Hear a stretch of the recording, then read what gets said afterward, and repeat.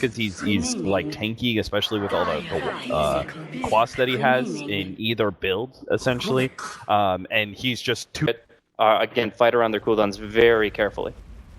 ۋeգa Ｓquadron's is going to march straight uphill, and we'll be able to catch Ramses here. This looks to be our first blood, as especially with the chilling touch and the major amount of lockdown stunts they have. Ramses quickly goes down. Some experience of his own. Looks like he's going to go the Iron Talon build now that his camp is opened back up. But in the meantime, he's just a little bit lackluster in HP. Mag is actually going to be able to complete the kill onto the Rubik because a lucky Satyr kill, but still, Mag's going to go down in return as a quick Sunstrike finishes him off. Still, that might be the AA. Yeah, I like the efficiency as well of GoBlack dying, just as nighttime's coming up. He is going to be able to find Solo here. Doesn't look like his damage is really going to be enough, and unless he wants to risk his life, he is going to be stunned up. Double stun actually coming in. The Sven's going to be able to hit him. The Cold Feet proc might be there in time. GoBlack turns around, gets off a Void, and will get the kill on the Vengeful Spirit first. Now Solo's going to be threatened. GoBlack still is not dead, but finally Pasha gets that last right click in. He does have a Mango, but I don't think they have enough to be able to kill Afterlife. In fact, Solo can't even join him on this adventure. He almost gets taken out by Always Wanna Fly. If he's not careful, he's going to lose that right click. Very far actually keeps him alive. The Sunstrike. While Afterlife, maybe? Oh, he's getting away. Solo's still good, but Afterlife is not going to make it out. Mag made sure to make the rotation to catch him out, and Solo. Just any durability is going to allow him to actually get involved in the fights. Right now, level 7, like a Chinese gyrocopter would be TPing. Oh, mid. Yeah, they're going to be able to get no one here. Telekinesis turn around. Iceberg almost goes down to the combination. Ramses here as well, though. The nukes are going to be enough to overwhelm both mid heroes. And now Tīm Ｓpirit got to back themselves away. Pasha doesn't have a nuke, but they do have the stable coming out from the trees. They're going to be able to block up Ramses a little bit more. The tick damage, it isn't enough. It doesn't go down. Iceberg picks up the double kill. Feels pretty low. The heroes are prepared for it. Should always kind of have a TP at the ready. Meanwhile, the top lane, there is smoke rotation. It's going to be able to catch out. At least I think it was a smoke. Yeah, it was a smoke until the 25 to 30 minute mark when GoBlack picks up an Axe. So as the timing for now, the Midas is going to be profiting, but it's going to try to TP out, and there's just too much damage. Yeah, it just easily gets overwhelmed by especially the rocket barrage. If only he was at a different angle, if he was at a different position on the map, then he would have caught sight of that. That would have been really valuable. Instead, just a free Aegis for Iceberg, and a lot of experience for both Ramses and the Invoker.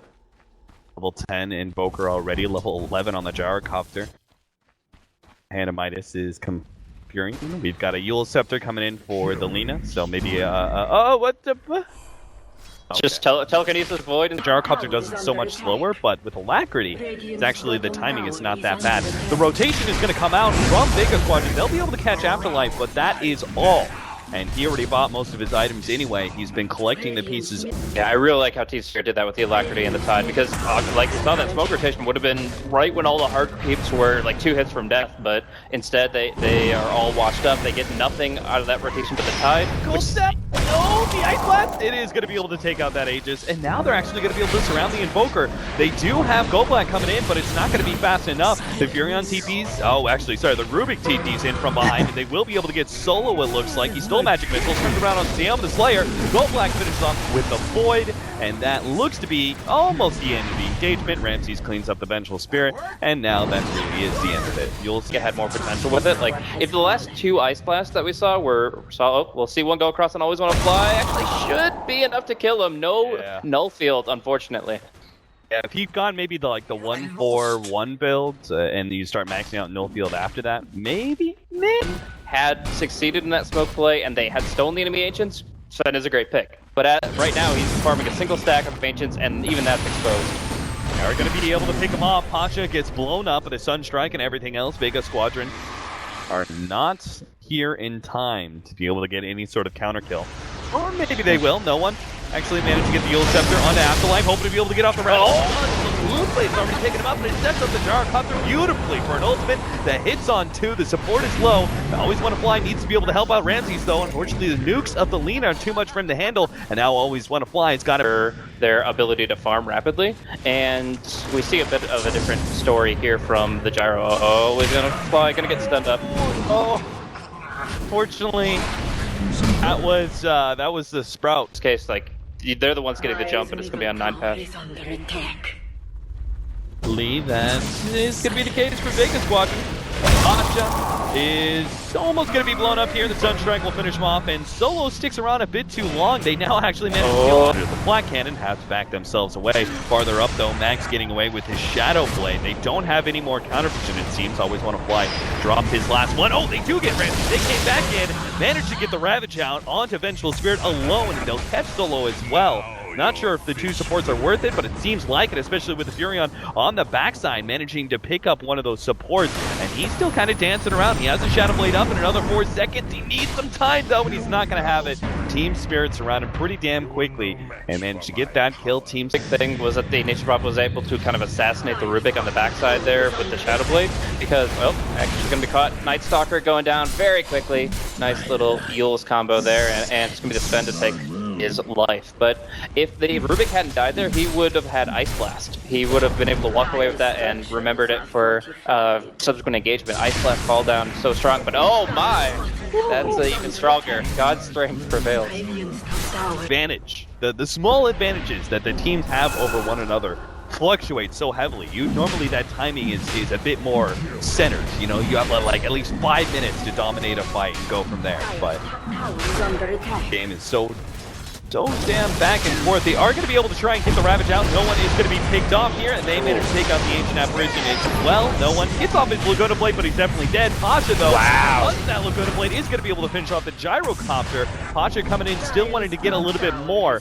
Furion's help might just be able to. Goldblack is surrounded by the Sprout, does have an Iron Talon to be able to get himself out of that one, but Pasha blinks forward, has no mana, and unable to really body block a fast hero like Night Stalker. Still Afterlife and Iceberg fighting out. Sealman Slayer's going to go down. Mag pops himself out of the Shadow Blade to start right-clicking away on Iceberg Pravich. Afterlife may still try and blink in. The Tornado is going to reveal that Roshan is less than 1,000 HP, and Pasha's going to finish it off pretty easily.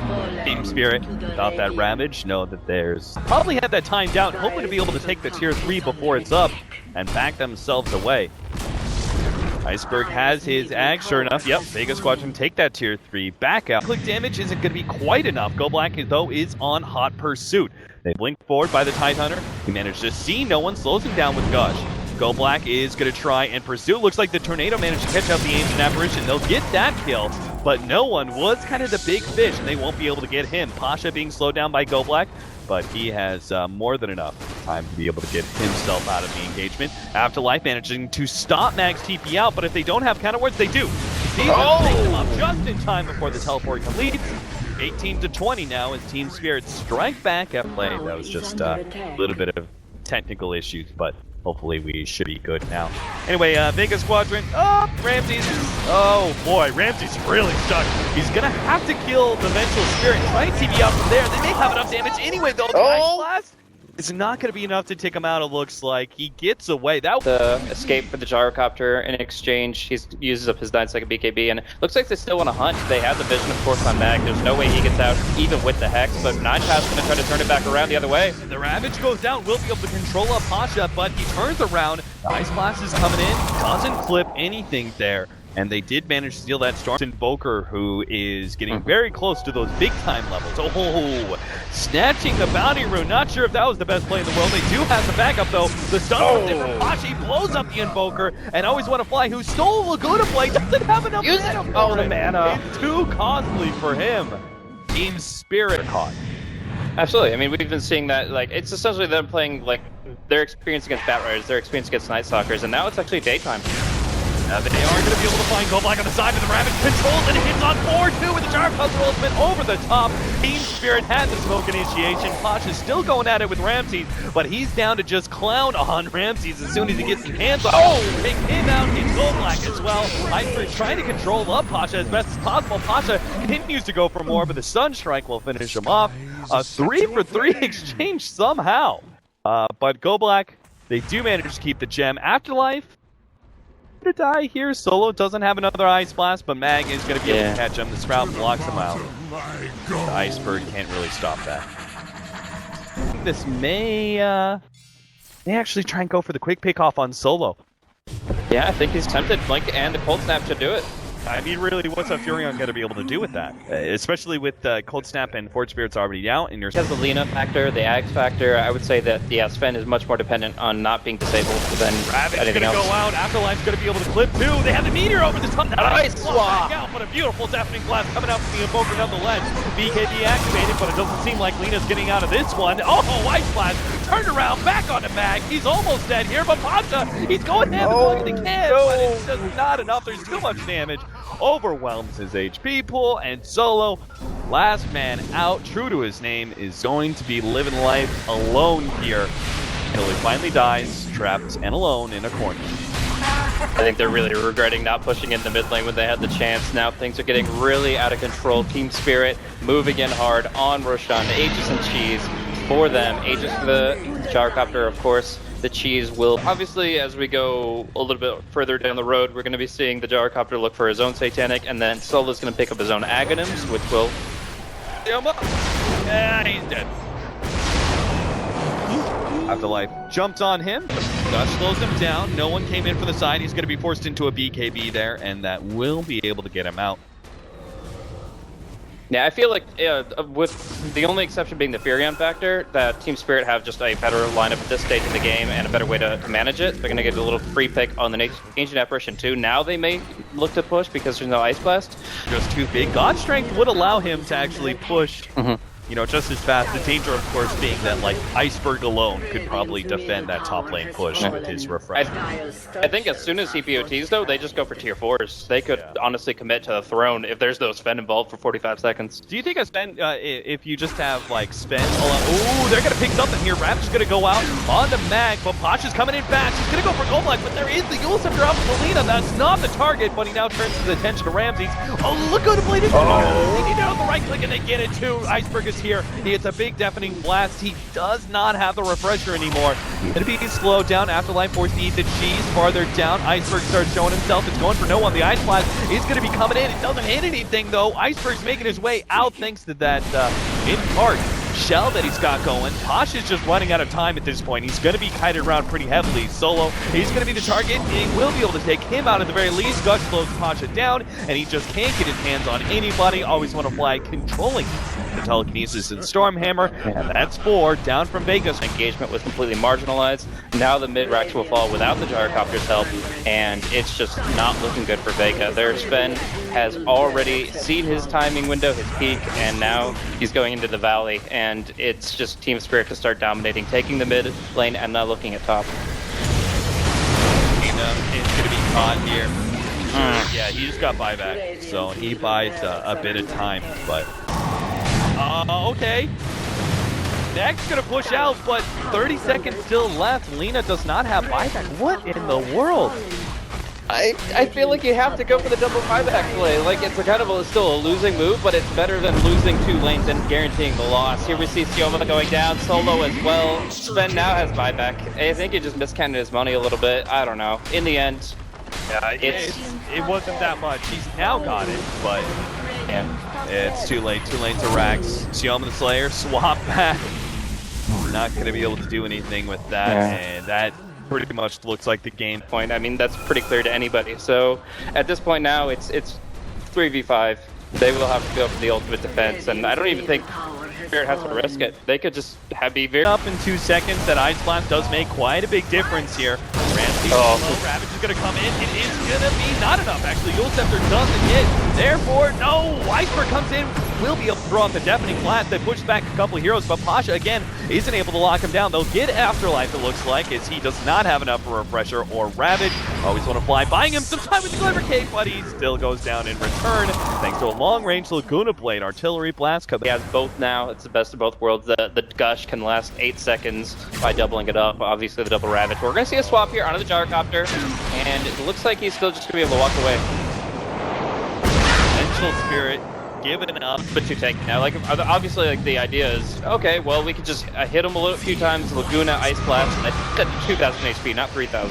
Oh, the Ice Blast is going to go off, and it does clip Go Black. That might be enough with the right-click damage to finish him off. It doesn't look like it. No one's going to go down first. Team Spirit need to be able to contest something here. Vega Ｓquadrон manages to get an Iceberg, but no, Pasha's going to be caught here. The BKB went out in time for Mag, but Poor Sven won't make it out, and that looks to be the end. The Ancient Average cut by the Ice Blast. Mag hit by the Meteor.